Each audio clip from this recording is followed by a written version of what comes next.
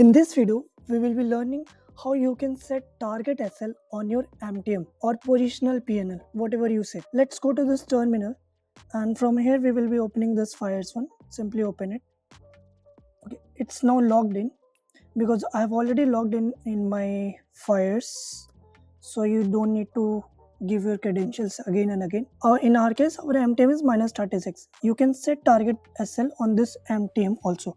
Like my target, if I want to set at 100, I can set it, click on set, and my SL to be minus 100. This also I can set. I can enable my MTM trailing points also. With 1 point I can do this. Let's see what is this MTM in broker. Okay, let's go to this broker. Okay. In broker, if you open this trade book, you can see this is our positional PNL minus 36. On this positional PNL also, you can set your target SL, which I have already set in my TRADO. Now whatever position I will buy, suppose I am buying some positions. Let's take some positions.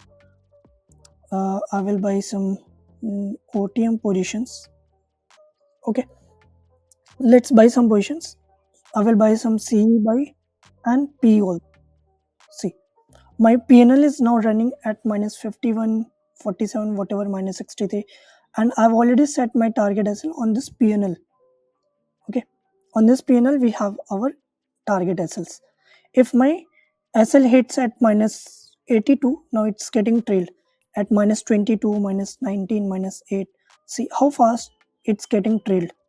My target got hit at 100 and my whole position got exited.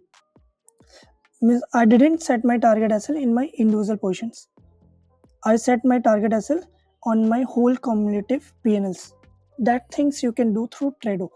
And this type of feature is not present in any of the broker. Option traders need this type of features. That's why we have these features in our platform. So you can use it with any of the broker. Thank you.